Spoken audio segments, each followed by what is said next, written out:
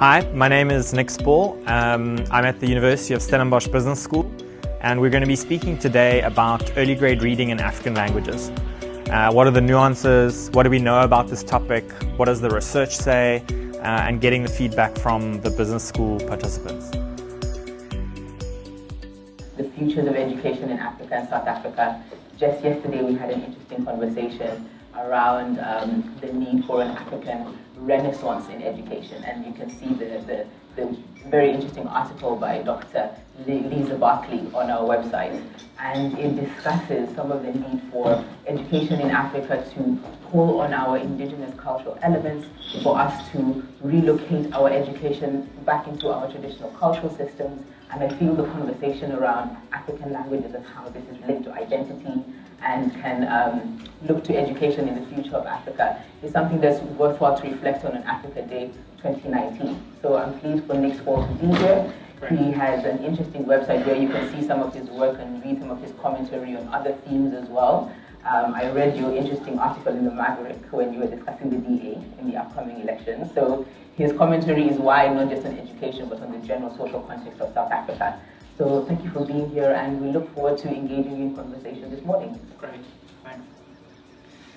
So the talk that I wanted to give today, I think it'll be easier if I stand, is on some of the work. I think you might want to sit there if you want to see this. Yes, I think that's okay. Otherwise we're going to have to be making eye contact the whole morning. So the talk that I want to give today is about reading in African languages. This is work that you might say, what is an economist doing about reading in African languages? This is either linguistics or education or something like that, but it's probably not the space for economists. And I'll hope to show you later why you do find more quantitative social scientists that are moving into the space of African languages and specifically education and reading. So I'll present on some of the research that we've done, what are some of the findings that we know about early grade reading, and then present some of the conceptual reasons why we might what we might need to understand about African languages if we want more children to learn to read in these languages. And at the end, I want to share a program that I've been working on for the last while, which speaks to African languages and kind of one of these more innovative approaches of teacher training. So some of you might be familiar with this stat. This is from the Pearl's 2016 literacy study. So over 400 schools in South Africa were assessed. It's a nationally representative survey. And what they found was that 78% of grade 4 children couldn't read for meaning in any language. So all 11 South African languages were assessed, whatever the language was that children were learning to read in for the first 3 years. So the way that South Africa's education system works is that children learn to read typically in an African language in the first 3 years of school, and basically all of their schooling in the first 3 years of school is in that home language, and then they switch over to English or Afrikaans, but the vast majority to English from grade 4 onwards. And if you haven't learned to read in that first stage, you can't then read to learn in the second stage. So that's the reason why we focus on this first stage, because the majority, 70% of kids in South Africa are learning to read in an African language. So that's why the focus is here. Given that we're in South Africa and we know that there are extreme wealth inequalities and income inequalities, if we look at that figure of what percentage of kids learn to read, so if 78% can't read, 22% can read, but if we split this by wealth, these are wealth deciles. So decile 1 would be the poorest 10%, decile 2 the second poorest 10%, and so on, all the way up to decile 10, which is the richest 10%. And what you can see is that in this poorest 90% of South Africa, less than 1 in 4 children will learn to read, compared to as soon as you move to the wealthiest 10%, it's now 7 in 10 kids that are learning to read by grade 4. So these are basically all of the fee-charging schools, and these are essentially no-fee schools. And these are extremely low-fee schools, kind of less than 5,000 Rand a year. So this figure of 78% means it's a national problem. It's a national crisis that we should be looking at. If you want to compare this figure of South Africa, where only 22% of grade 4 kids can read, to other countries, both developing countries and OECD countries, you'll see that in countries like the United States and England, all kids learn to read, 96, 97%. And because this is an international test, it's the same test that these kids are writing. It'll just be in the language that their school system uses. So where only a quarter of kids in South Africa are learning to read at this basic level, all kids in wealthy countries are learning to read. But I like to use the example of Iran, where 2/3 of kids are learning to read. Iran and South Africa have the same GDP per capita. So it's not as if this is a guarantee that just because South Africa has much higher levels of poverty, for example, that we should have the levels of reading outcomes that we have. It's not inevitable that we have the situation we have where most kids don't learn to read. Secondly, because this is Africa Day, which is about more than just a song and a dance, where we can kind of point to some of the stats around this, this is not a specifically South African problem only. So this is the percentage of grade 2 students who couldn't read one word of a short text. So in some countries, so in countries in Jordan, to a less extent in Tanzania, you've got a smaller percentage. But in a country like Malawi, 90% of grade 2 learners can't read one word. Right? And this is a widespread problem in the developing world, where you've got a vast number of kids that even despite having formal access to a school, they are actually not learning very much. So this is why the Millennium Development Goals that have now shifted to the Sustainable Development Goals are saying that we need to focus on learning outcomes, not just physical access to a building that's called a school.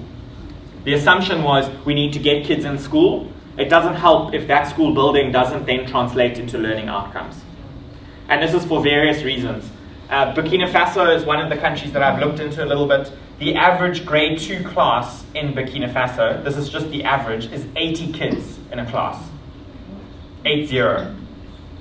40% of kids in Francophone West Africa are in schools that don't have sanitation, that don't have any kind of toilets, because of how quickly schooling has expanded. So I think this is sometimes difficult to understand. What does it look like when kids can't read? What does it look like in reality? So I've given you a text here. This is from a South African study, again a large-scale study that looked at grade 5 students. And because we're now in grade 5, kids would be learning in English. And this was the text that they were asked to read. Many years ago, a leopard was a creature with no spots, and so on. One measure of reading is how quickly you can read. It's called oral reading fluency. So I might sit down with a student and ask them to read from a text, and I'll time them, and I've got my own copy of it, and I can mark where they're making errors. And at the end of this, I can say, how many words did you read correctly in a minute? It's called words correct per minute is the metric. And if you're reading in English, you need to read beyond 40 words correct per minute to be able to understand what you're reading. Otherwise, you're reading too slowly for your short-term memory to keep up with what you're reading. Okay? So I'm going to show you two students. The first student is reading at the recommended rate, and the second student is reading at the same rate that 40% of South African grade 5 rural learners are reading at. Okay? And this is, again, based on that study.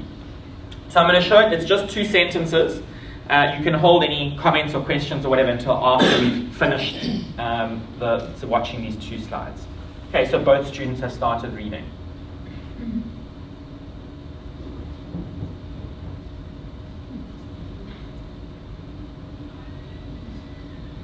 So the first learner is finished.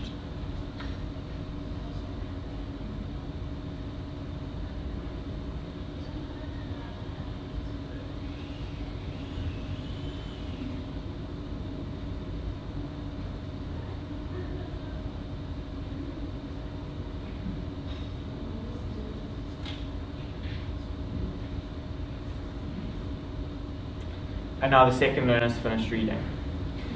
The reason why I show this is it's all good and well for us to present and say 78% of kids can't read for meaning, talk about this. If this is your daily lived experience of schooling, of accessing text, and this is not just in English, I can show you similar graphs in an African home language in grades 1 to 3, these kids will never be successful in the labor market. They will never get meaningful or dignified work as opposed to kind of more manual type work. And this is not because of a deficiency in kids. This is because of what we're teaching them, how we're teaching them, who is teaching them, how often they get taught.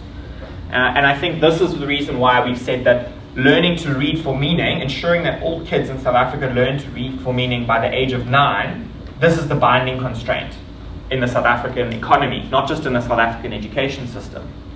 if you've got the vast majority of kids that are excluded from any kind of productive economic or social, political, civic engagement, because they can't engage with text in meaningful ways, it actually doesn't matter what you do later on in the system.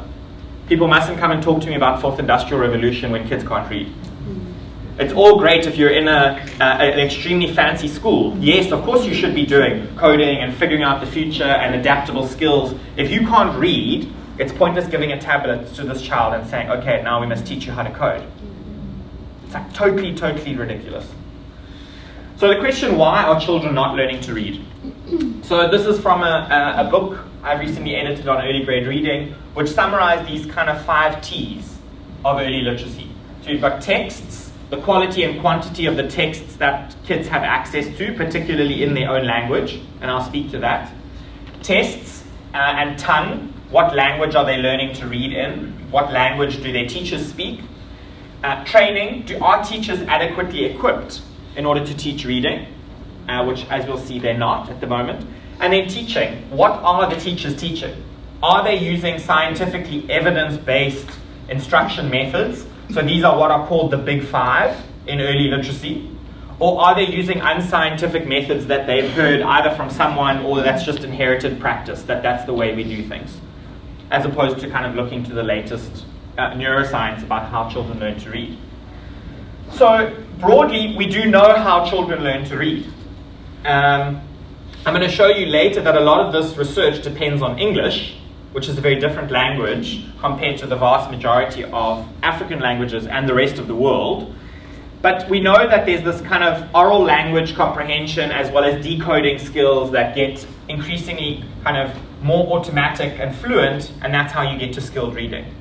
So when we measure those reading outcomes, we're trying to measure, is this rope sufficiently tied up and here? Whereas we could also disentangle it and say, let's measure phonological awareness of kids. Let's measure whether they have the letter sound correspondence, whether they know grapheme phoneme correspondence. But the thing I want to highlight, because I've foregrounded Africa and African languages here, is that there's extremely little research on African languages. And I'm going to make this argument more broadly because it's not just African languages. But if we look at the top 3 international reading journals over the last 10 years, what percentage of the research that was done in these journals do you think was done in English and French? So combined, you have 70% of these 3 of the top international journals. And by the way, these are not just reading journals. These are international reading journals. So of course, if you included the reading journals proper, it would all be in English. Pretty much all. These are meant to be the ones that are looking at developing countries, that are looking at international contexts. Which means that if we look at the rest, this is the percentage of the research that's being done on these other languages. So if we just look at these languages here, and Swahili, various of the smaller African languages, many of these are South African languages, but also very large international languages like Arabic, or Hindi, or Bengali. These are huge languages. If you just add those read together, more than 1 billion people speak Arabic, Hindi, Bengali, and Swahili. And yet only 6% of the research is being done on how you actually teach reading in those languages. So this is a result of a kind of skew towards English and French because of where the research is being done and the incentives that researchers face around data collection, where you're going to publish, who's interested in your research. Not as many people are interested if you're publishing a paper on isiXhosa than if you're publishing a paper in English and French, for example. So when we think of what are the implications for things like Africa Day for a university like Stellenbosch, but also the rest of the universities in South Africa, it's saying, how do we promote this research? How do we focus attention in this area, as opposed to trying to say, this is actually our comparative advantage and that we should be doing work on English? That doesn't make sense. The second one to emphasize is that South African languages broadly fall into one of 3 categories: the Nguni languages, the Sotho languages, and then what we might call minority languages. So the Nguni languages of Zulu, Xhosa, Swati, and Ndebele are very different in the way that they're structured compared to the Sotho languages of Sepedi, Setswana, and Sesotho. These languages all follow a similar approach, and then Shivenda and Chitsonga follow a different approach. I'll show you the reason, the best way to show how they're different is with an example. So the English sentence, there was a stranger who was very hungry. He came to a village and asked for food. Nobody had any food. This is what it looks like in Sepedi. This is what it looks like in Chitsonga. This is what it looks like in isiZulu. So if we now count things like the words in sentence 1, in Sepedi there were 13 words. In Zulu there are only 3 words. So when you're coming up with benchmarks, remember I said to you that thing of kids need to read 40 words correct per minute in English? What does that look like in Zulu? What does it look like in Sepedi? We don't know any of those benchmarks because no one has done that research. So the way that you would also teach these languages is slightly different. You don't have these diacritics, these diacritics like you have up here in most of the Nguni languages. So that's not something that you would focus on. You can't have a one-size-fits-all approach. If we have 11 official languages, you need to teach them in slightly different ways. And I'll show you how that influences things like the books that are available in those languages. So the books that are available in African languages are often direct translations of English. This is a huge problem. Not just because for cultural and kind of cultural versioning, where things that make sense in an English context might not make sense in a rural context where kids don't have the same experiences. So this example here is from a grade 1 text in English. It's about colors. We use colors. I use red, I use yellow, I use black, I use white, I use green, I use blue. Look at our flag. Yeah, whatever, something like this for grade 1. Now, this gets directly translated into Zulu. This is a relatively easy text in English. Makes sense. These are short words. It's an easy structure. I use. So there's a lot of repetition. This is what it looks like in Zulu. So the English words, you've got 24 words. The Zulu words, you've got 26 words. But the average English words only has 3 letters compared to the average Zulu word has 8 letters. The way that we need to be writing a grade 1 Zulu text is not like this. And it's not starting with the colors, because the colors are actually really complicated in Zulu. It's not saying everything is complicated in Zulu. It's saying we need to come up with stories that make sense given the language context that we have. So I'll give you another example.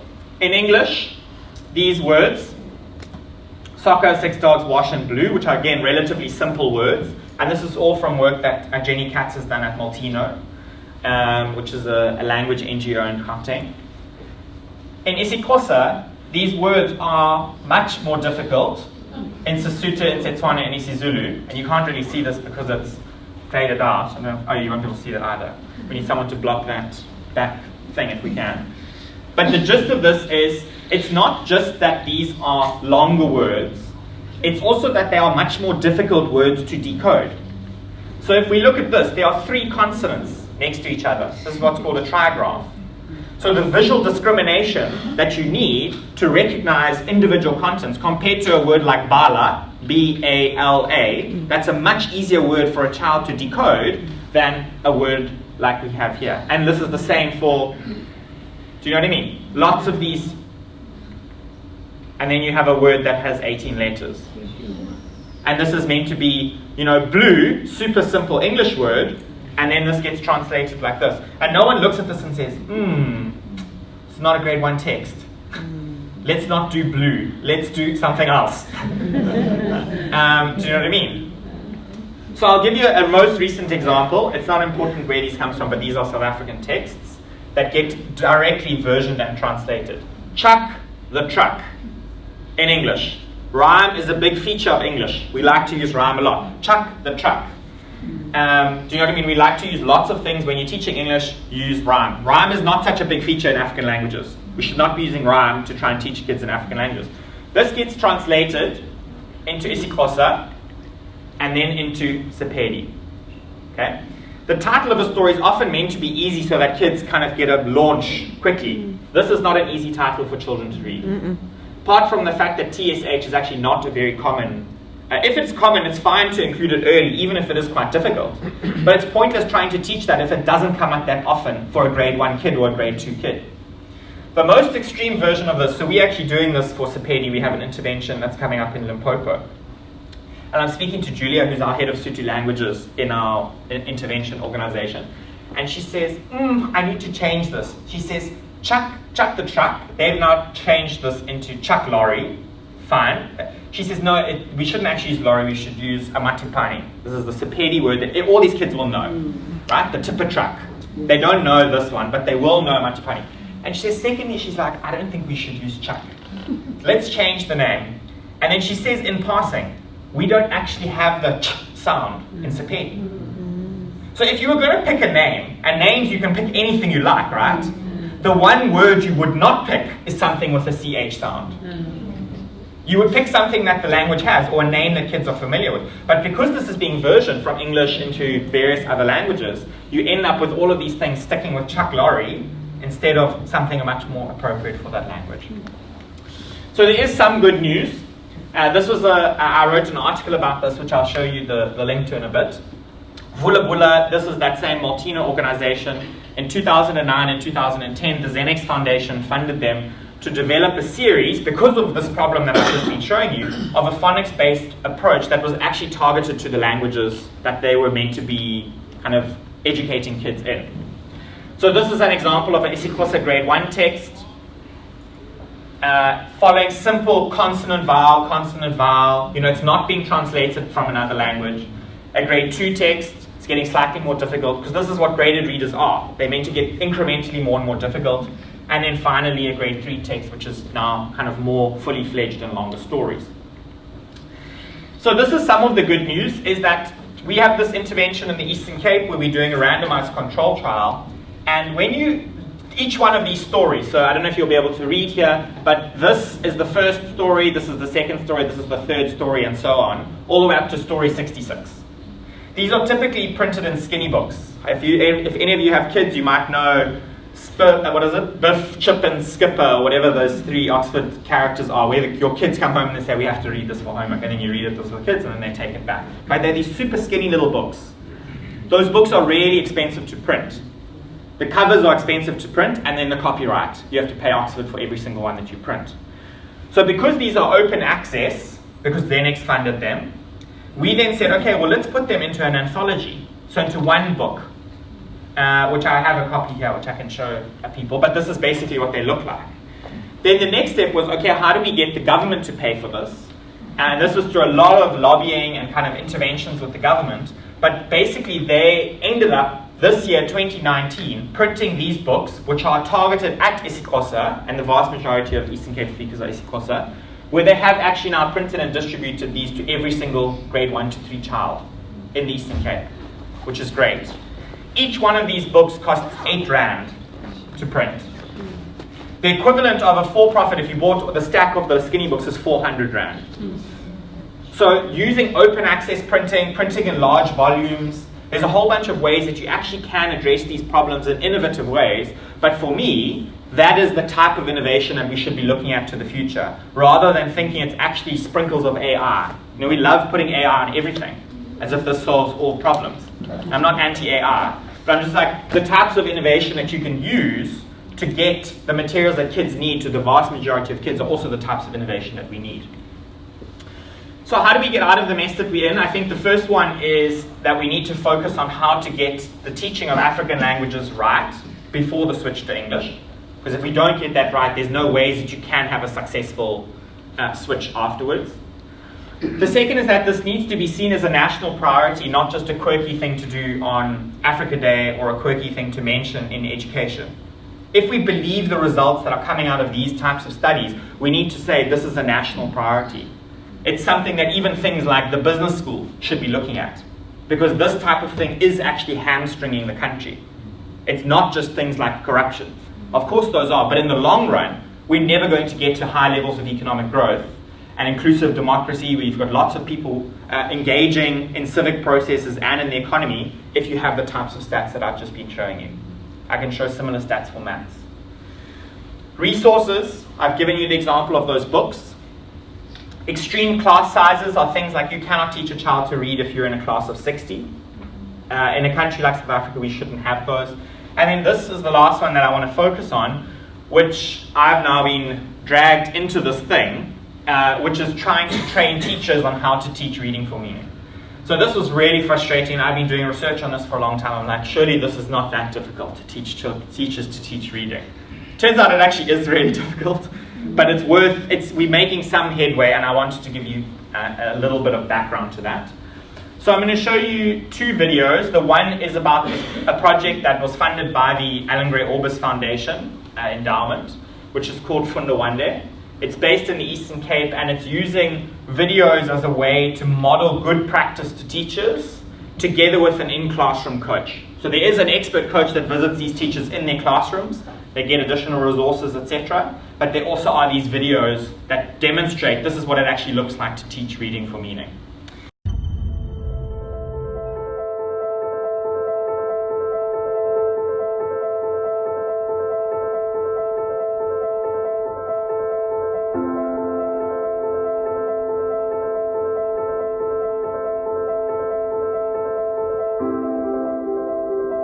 Umntana uqala kufunda ziziphi izinto abantwana bastrugglisha kakhulu ngazo, and then looking at what are the things that can be done by the teacher to actually help umntana uthile into ba akwazi ufunda.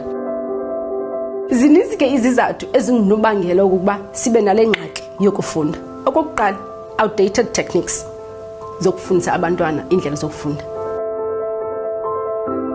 Ufike esikolweni utishala ujongene nabantwana abayi-50 abayi-60, utishala ke ngoku ongakhange alungiswe okanye aqeqeshelwe into yokuba afundise le klasi inkulu kangaka. Kulapho ke ngoku uFunda Wande angena khona.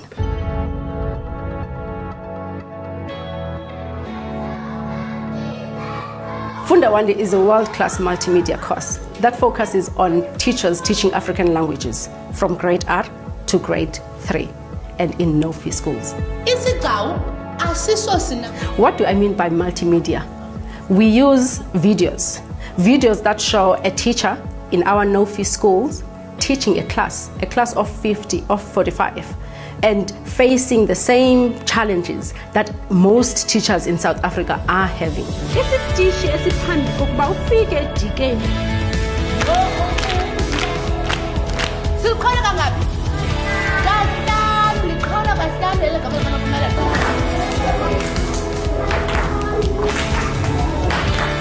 As videos, we have created them under Creative Commons license. What does that mean? Itatukuti, I'll need a fee of subscription inye into oyinidayo laptop yakho and internet. Ufunda Wande usebenzisana nesebe lezemfundo lase-Eastern Cape. Esiza ke ezokwenza le intervention yakhe. Le intervention iza no coach, ucoach oqeqeshiweyo ukuncedisa utitshalakazi phi eklasini kanye ngeveki. Siza ne-resources, kodwa ke siyongeza phezu kweza resources zabo nge-big books, nge-posters kunye nonochelo zabezandi.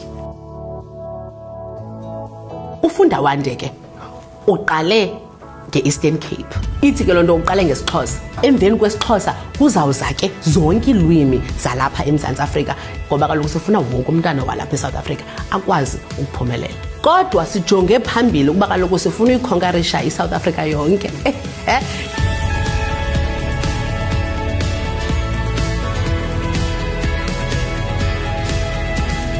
Having interacted with the teachers in these no-fee schools, we know for sure that our teachers have passion for what they are doing.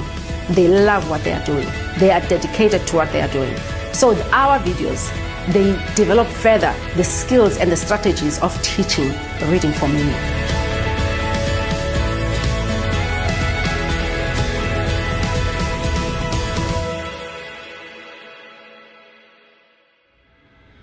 So this is one of the programs that we're doing that we've started in isiXhosa. Because we have 11 languages in South Africa, the funding is to do this for all the languages, which is why we're working now in Sepedi and various other languages.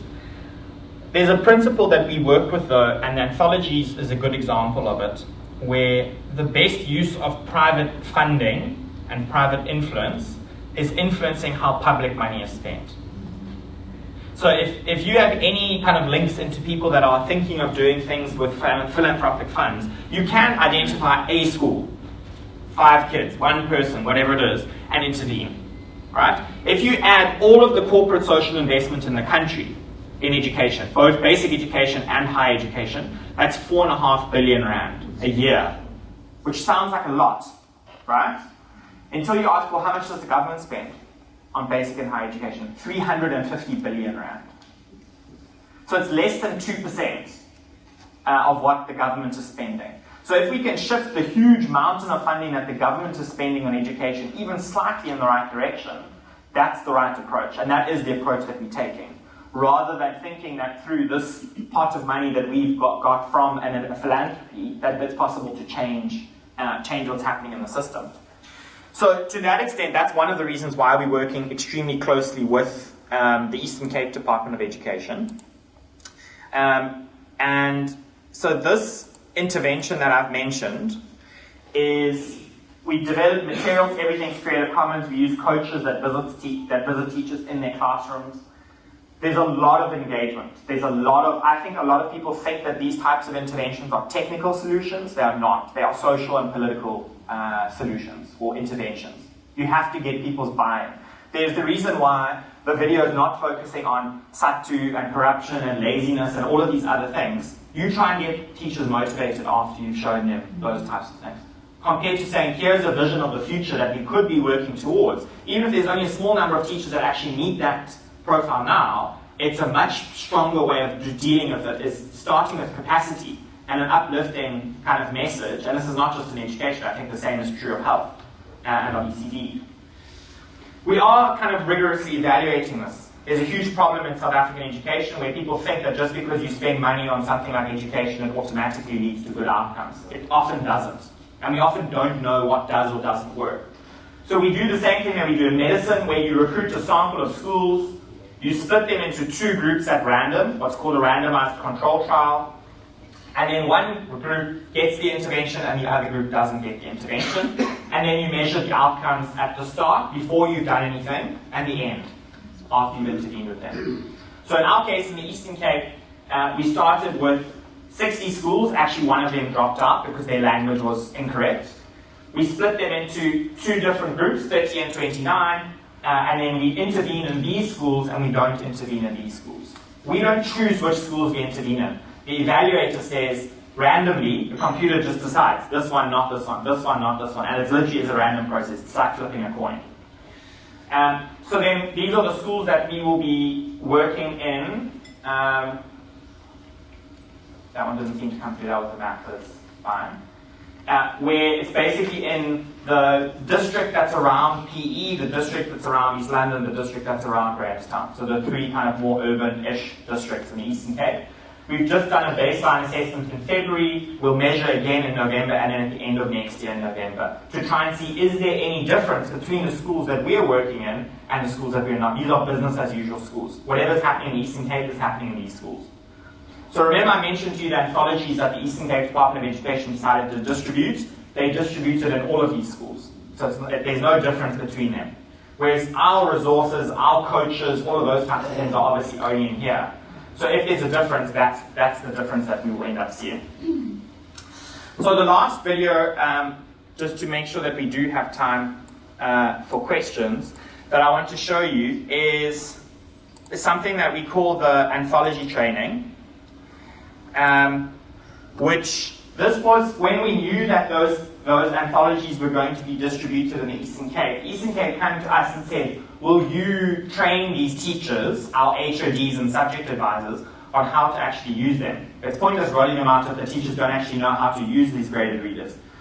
So we said, okay, if you get them all together in these 4 different training sites, we will do the training. We'll offer the training. And that's what this video is about. It's showing you last year, October, there were 5 days of training. This is the summary of those 5 days. But the really encouraging thing is that the Eastern Cape Department of Education, because this was really successful, have said, no, we want to now do this 3 more times in 2019, and we'll pay for it. Whereas this time, we had kind of subsidized our own costs by paying for training, etc. The next 3 times, they're basically paying for all of it. And again, I think this is the right model of demonstrating that something works using philanthropic money, but then eventually the government needs to pay for it.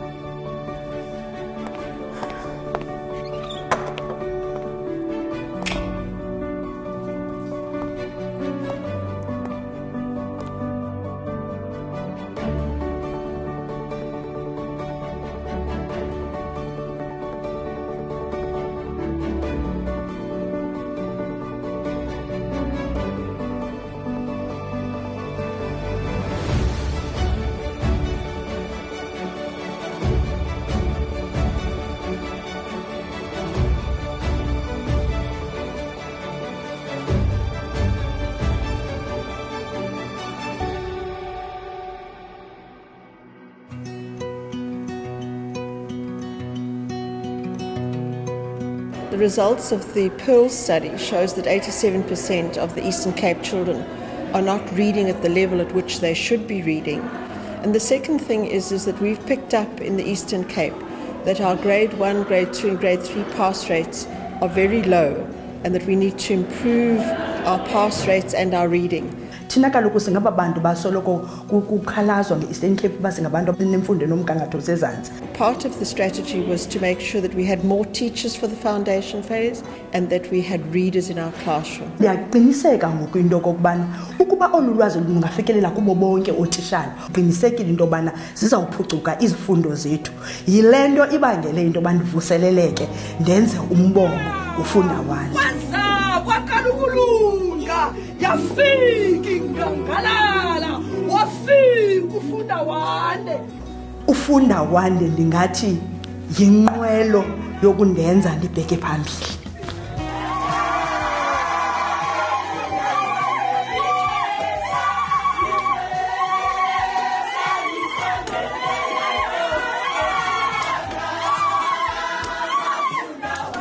What's so exciting about this program is that it is the beginning of teaching teachers how to use the anthologies of graded readers that we're going to be putting into every foundation phase child's hand in 2019. Akho nto indenze umdla njengothi xa ngigala mina oqala ndifika ndibeke ezincwadi ke kwafika abantu bahlala etafuleni yhu bathi uvula kudala simfuna sathi ke ngoku xa sityhila inesigama futhi ithetha ngezima phambili ngoku sebeyazi indlela ezahlukileyo nendlela ezinikisa umdla okunozisebenzisa ngayo ezancwadi zethu. Kakhulu besinongxaki ekusokoleni i-resources ezikolweni zethu. Namhlanje loo nto yimbali, even nasemakhayeni the only resource emakhayeni ekhoyo yiBhayibhile. What we needed to do was to put out many more readers, and so we've taken 66 Xhosa stories and we've put them into 3 books. Learners all get this book to take home, to be able to read and share with their parents, because that's also going to encourage comprehension. So umntana ngoku une-access yewafunda one by one bewa enjoya kakhulu. These readers are fabulous.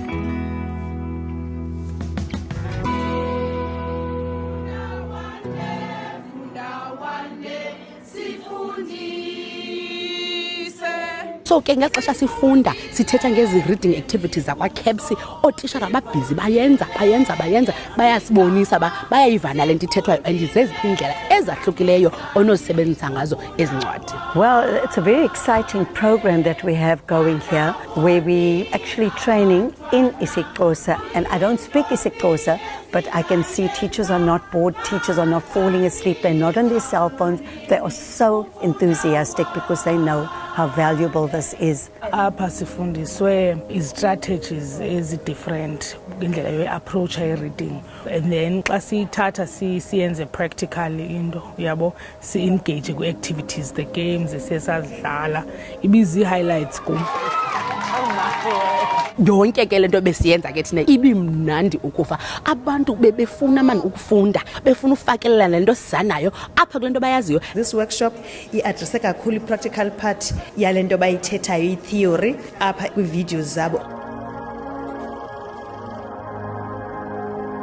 Yabona ke umahluko kule i-training siyababonisa asithethi nje sifunde okoko lento injani lento eklasini nakubukela ivideo jonga abantwana benza ntoni eklasini, so bayayibona ke ngoku right at that moment ba into ebonakala njani usebenzisa izixhobo zinjani, and futhi ke bahamba nazo ezi videos and uninzi laba ke bezibukela ezi videos na after i-workshop yayiba.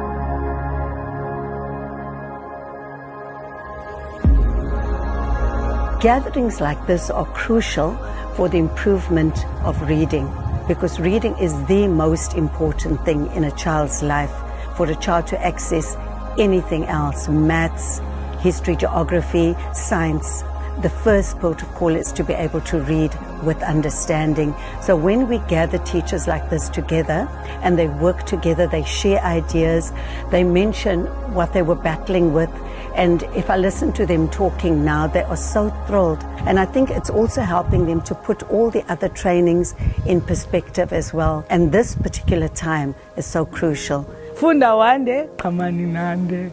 Hayi ndingathi ingwenye kuba ke mna kundinike eyona nto ndiyabona ngoku nam ngoku umgangatho wam unyukile noko. Enkosi kakhulu.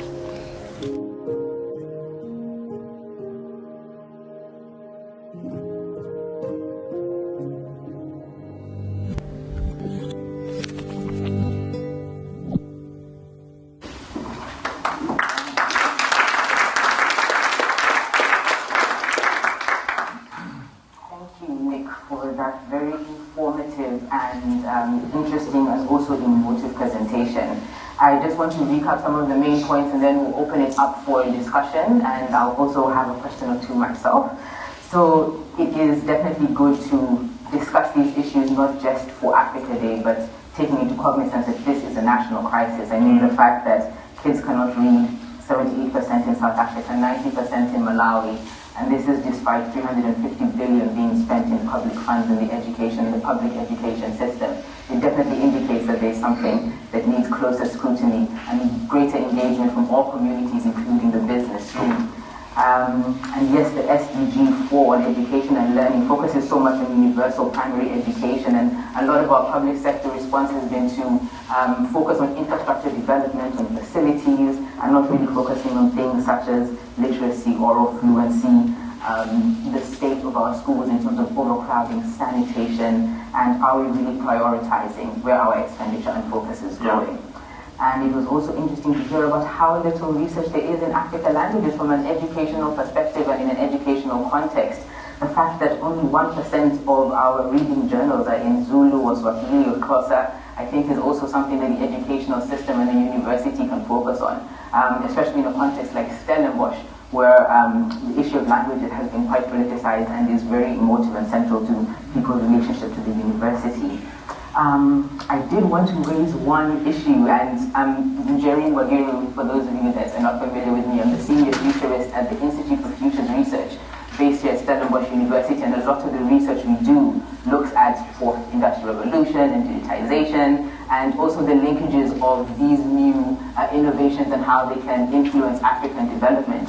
And your point around it being pointless giving kids to tablets, there is an interesting project that you might want to research called One Tablet Per Child.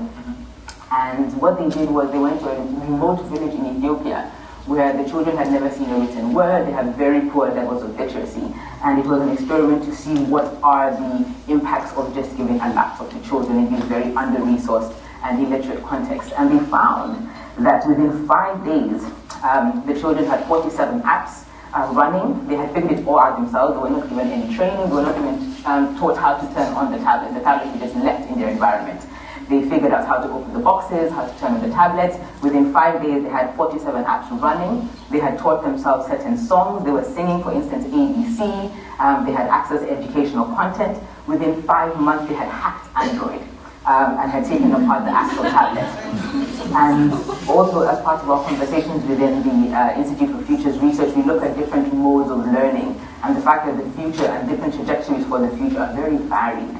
And are we using the correct metrics? So, for instance, is a focus on literacy so early in children's education something that will be continued going forward, especially with this, with the introduction of, for instance, game learning, Montessori approaches, where there's more of a focus on play.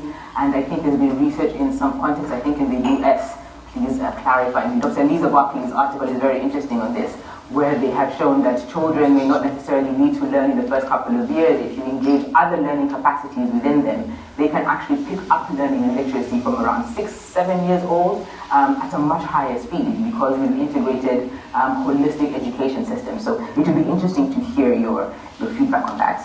And finally, just to commend you on the work that you're doing in terms of bringing resources to these communities and mobilizing teachers to teach African languages, and to not only teach African languages as a way to improve employment and business opportunities, but also as a cultural form of knowledge sharing and taking cultural stories and spreading these in a way that's meaningful. So learning for meaning. So thank you very much for that, and all the best as you continue. Thanks. Would there be any questions from the audience? And I welcome you to challenge Nic or to ask questions about the work he's doing, or maybe share some of your own reflections.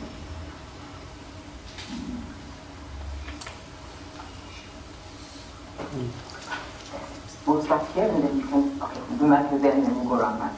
I'd just like to know, so once the kids get through the foundation phase and they haven't learned how to read, is there any backup sort of measures later in the system to try and help them get up to the level at which they should? So I'm looking at end of primary school and into early high school. In your Eastern Cape projects that you are piloting, how is your parental involvement in this learning to teach, this teaching reading?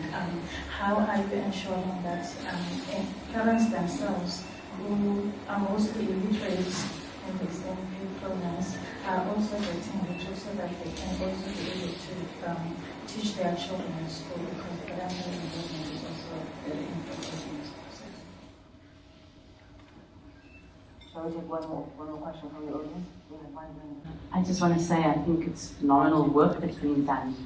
But my question, and I don't know if it relates to this, is you training the teachers who's currently in the system, but we have a whole new cohort of students that's being in colleges. So how do we influence them so that they can teach, so that we don't have to redo the work back in school, that we can just re-emphasize and sharpen the sword?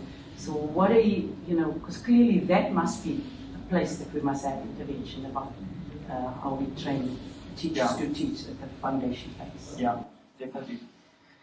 So let me take those in reverse order. So I'll end with your one, and I'll start with this one. So the easy answer to that one, we are also working with universities. So there's an advanced certificate in foundation phase literacy at Rhodes, because Rhodes is in the Eastern Cape and it's in isiXhosa. And again, this is open access material, so we partnered with them. It's been approved by DHET. It's currently being approved by SACE and CHE. And that's got 12 modules, and teachers do it part-time over 2 years.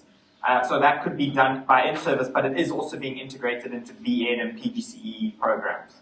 So we are definitely trying to say, we need to improve pre-service as well, because teachers that are going through our university system at the moment, they learn often about Foucault and Freire and Bernstein and all these philosophers, but they don't actually know the practicalities of how do you teach phonics.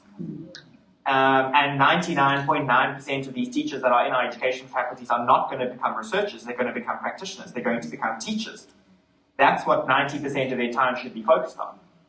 And in my mind, it's pointless having a reflective learner that can engage with their own metacognitive practices if they don't actually know what they're doing in the classroom.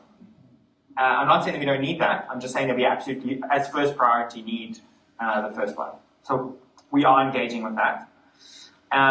The second question about parents, the involvement in parents in our program is around the anthologies. So we try and make sure that the teachers are actually encouraging the kids to take them home and bring them back. Because often teachers are like, you're not allowed to take this home because it will never come back. So changing that mindset where these books actually do go home.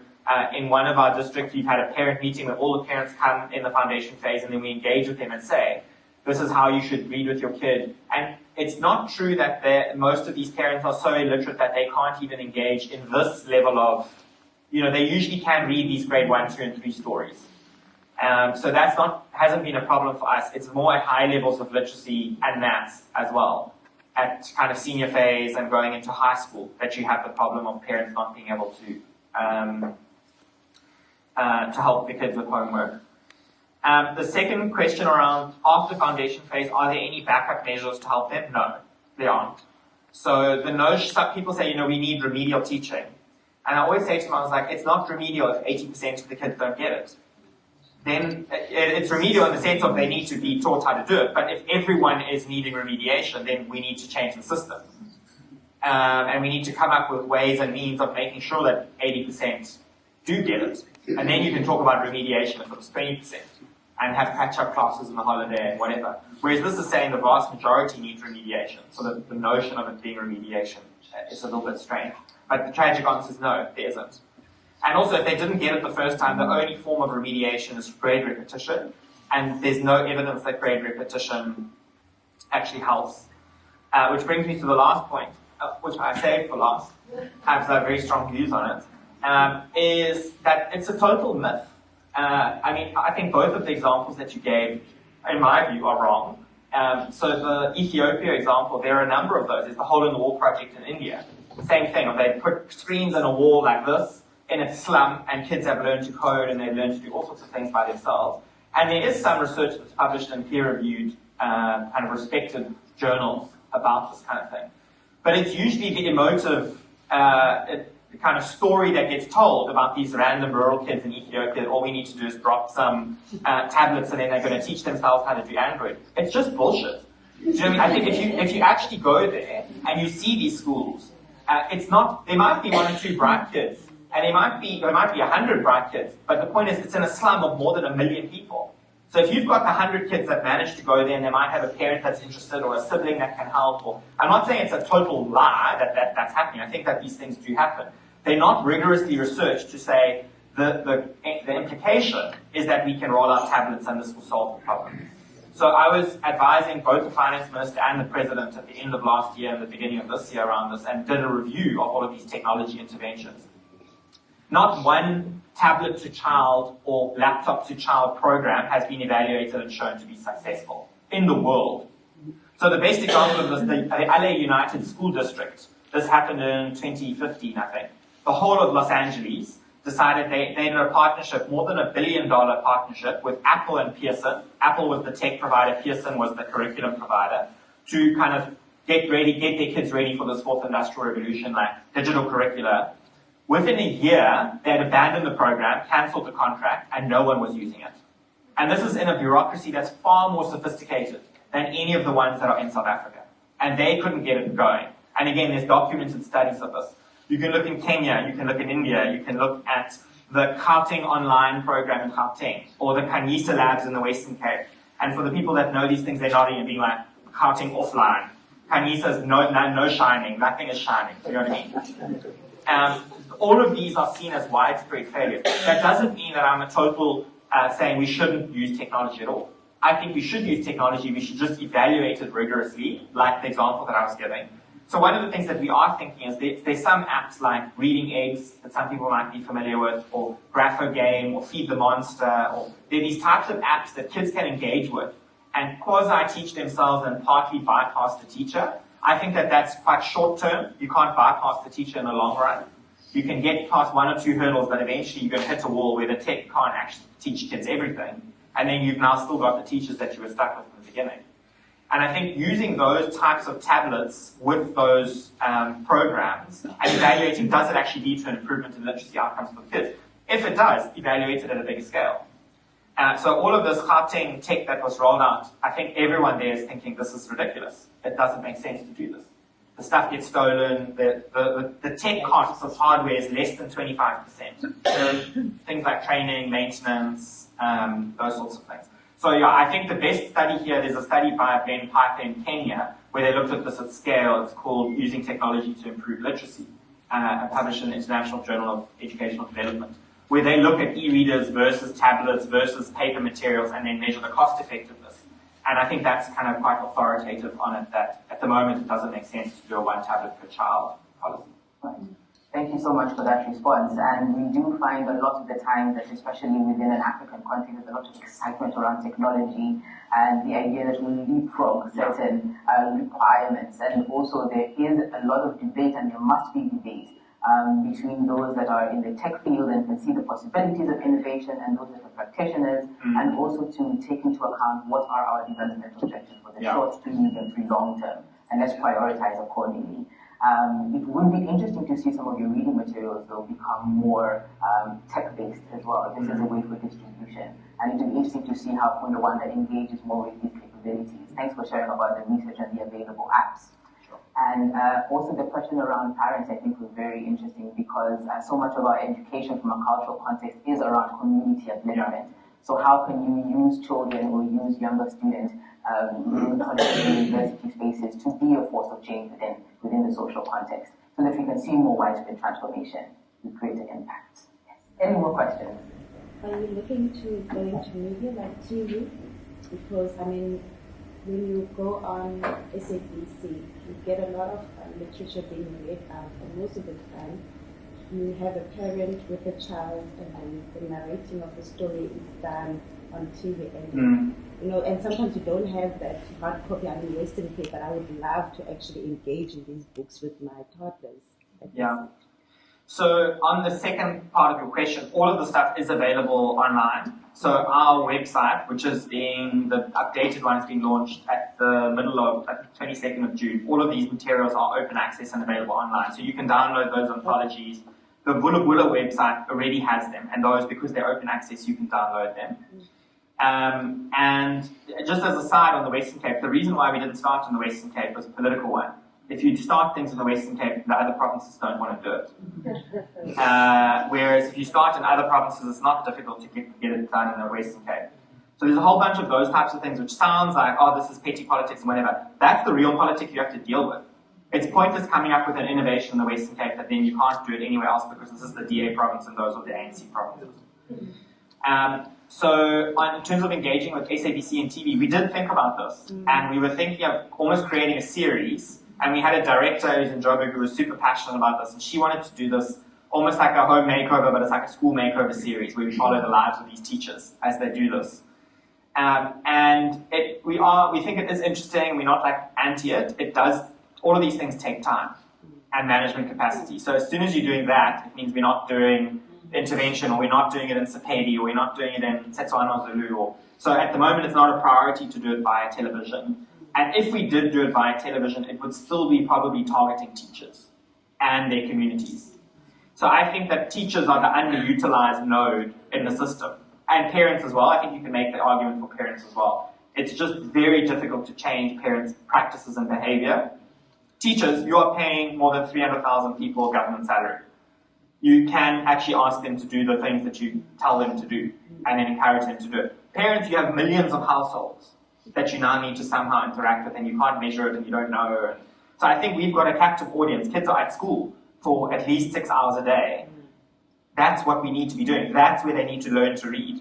I think that I'm also reluctant to push this onto parents, that it's parents' responsibilities to teach their kids to read or to engage. I think they should engage and help and ask questions and be supportive. But there's a whole bunch of reasons why that's also very difficult in a South African context. In an urban environment, if you think of a domestic worker that's leaving home really early, coming back very late, that you can't now say, oh, we're expecting you to do homework for 2 hours with your kids. Do you know what I mean? I think there's a lot of those types of challenges that we're trying to focus on the school and say that is the main site of teaching and learning. Let's get that right. And then also involve parents to the extent that they want to be involved, and many do want to be involved. Yeah. You want to add? I'm just wondering, because generally, and I mean, look at the demographics of this group here, but you know, although we say the parents work and they do work, you know, I'm just wondering what happens prior to foundation phase. Now, it's obviously not your issue, but I want to go, and most of the children that I work with in communities and rural, and I'm not this education, but I see the impact of people that can't read. But when you make books available, so they're even 30 pages and thin ones, children actually start to read, and parents read because it's just there. So I'm just asking what happens before, and how does we make sure that these materials are available at a broader spectrum, so people can pick it up, have it in their homes. I mean, yeah. So say I'm a business, and I want to do and say, let me target my CSI, because I think that's the point. It's not about that we're changing everything else, but we become pockets of change that then can duplicate it around. So that maybe before create art, but before that, because I mean, I'm sure you're watching and I'm watching what's happening in Finland, and all of these new educational systems about the new ways of learning and how we teach. So how do we create just a learning environment around for children, whether it's in the preschools, because many, and that's part of the intent of government now, around everybody at least should be into, I don't know what they call it, preschool, ECDs, things. So there's a lot of money being spent in that area, but that's accessible and available in homes and everything else. So it's about, can I pick up those books today if I want to say, I want to make a difference? Yeah. I can take 100 of them, and I can take it to one of the ECD centers Yeah. and give each of them and say, that's your gift, and you know, when it happens, if the book gets turned and that's fine, because then it's been fixed. So I think we need to move away from this kind of book dump approach where we think that just delivering a whole bunch of books, somehow these magically start reading themselves. As opposed to giving books in addition to some kind of training or some kind of equipping or some kind of link into a program or something like that where it's seen as a bigger project rather than just, here's some books, I feel fine, like I'm jumping out of the system. I'm actually going to Finland in September with their embassy to go and visit the schools to try and see, are there any things that they are doing that we can learn from? And I've already said to them, I think that a lot of the stuff that we can learn from is what Finland did 60 years ago, not what Finland is doing today. But understanding how did they prioritize education as a country to become an educational country rather than like the dumping ground of Russia and Sweden, which is what it was. The question around ECD, we are actually working in ECD now. So because we realize that kids don't start learning to read from the day one of grade R or day one of grade 1. So Mark Tomlinson, who's also at the University of Stellenbosch, he was in the psychology department. I think he's now in Faculty of Health Sciences. He's leading a program on creating materials, like a box of materials for ECD practitioners and ECD sites. And focusing on core socio-emotional cognitive skills that these kids need and teaching the teachers, the practitioners, how to actually do those things. And that's much simpler and much more, those practitioners will never get training in their life. So the average practitioner in South Africa earns 2,000 Rand a month, ECD practitioner, compared to a foundation-phase teacher that earns 20,000 Rand. Do you know what I mean? So the orders of magnitude different. And so you're dealing with much lower capacity teachers. They have no qualifications and they will never get a qualification. The talk that, there'll be an ECD qualification, a diploma, whatever, great, but for 30 years you will find more than half will never get that qualification. And we also don't have the funds for it to pay. We would need to add in an extra 30 billion to add for grade R, another 30 billion for every year of ECD that you wanted to add. But we are doing that program. It's been piloted this year. It's been finalized this year and piloted early next year, and that is in the Western Cape, mainly in Khayelitsha. So I can also put you in touch with them. But Mark Tomlinson is the one who's doing it. He's the kind of main, he led the nurturing and care framework, which the whole World Health Organization has now adopted. So he's kind of considered the expert on early childhood development, and he's leading that program. Are there any more questions you'd like to look at?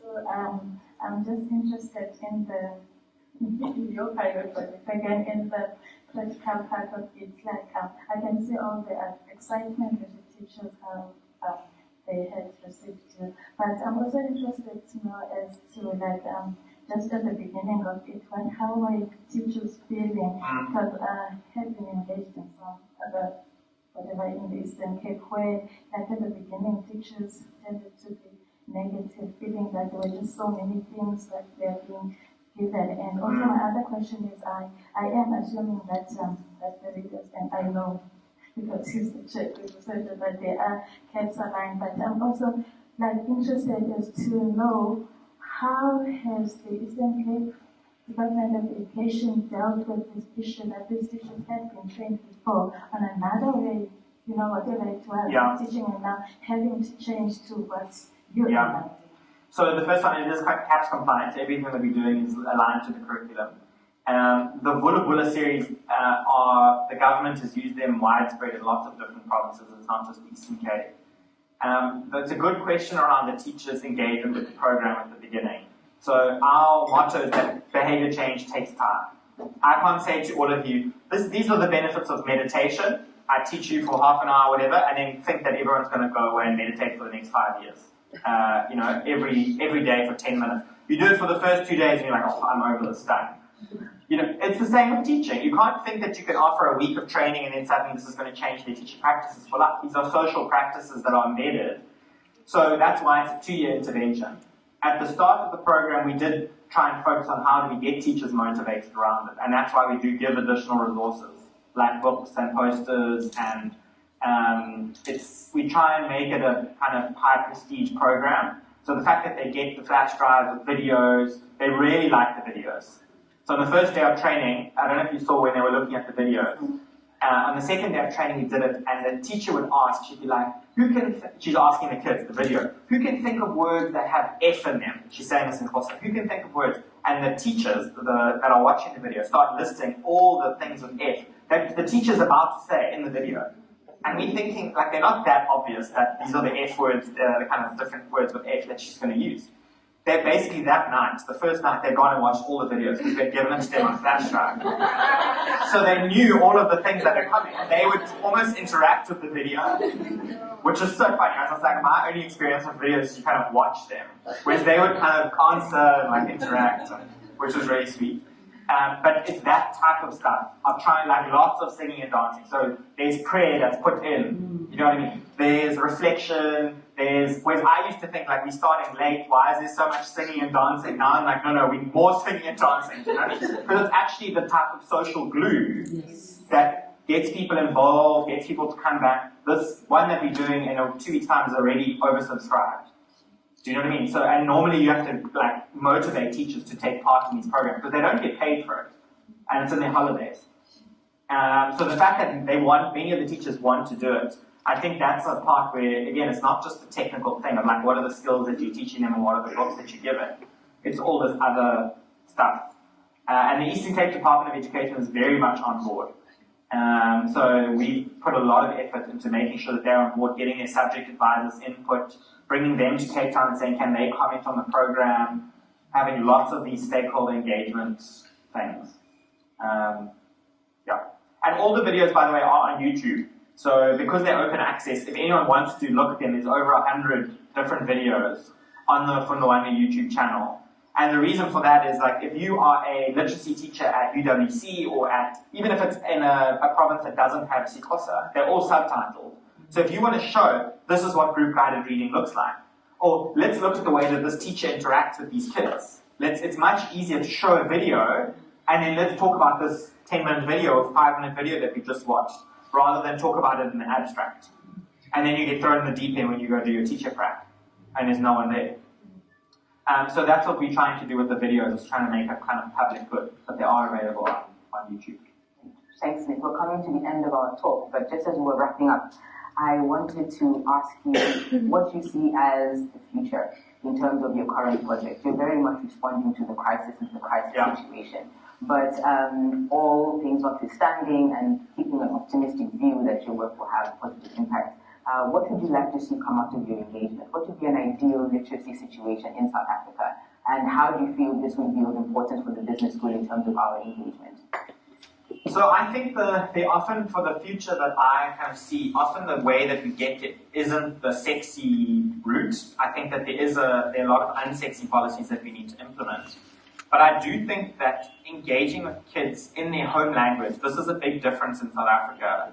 And it's the fact that we didn't just say, sorry, Zulu is the national language of everyone, or English is the national language. And this actually, I mean, I don't know how pressed we are for time, but the gist of how we got to 11 languages was that the ANC decided we are going to have English as our one language because it's the international, it's basically no one's language and it's the international language, that's what we're going to pick it.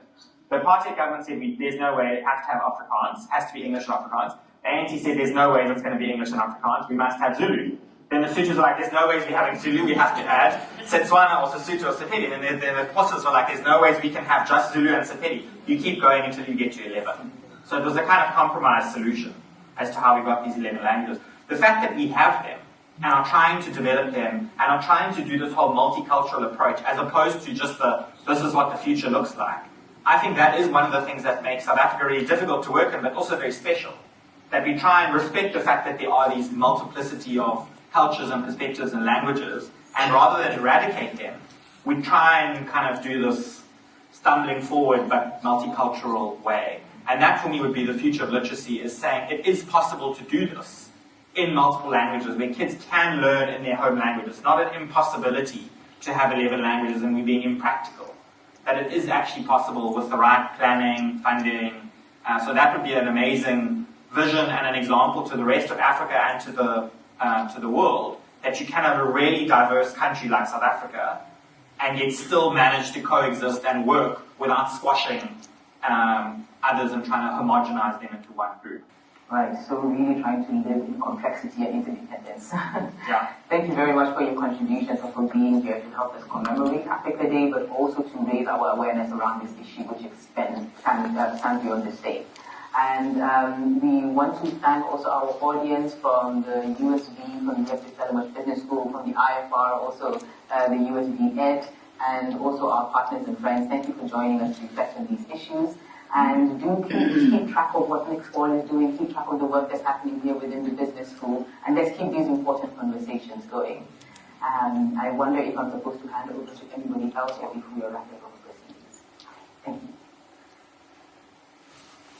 A token of appreciation from the business school. Great. Thanks a lot. Just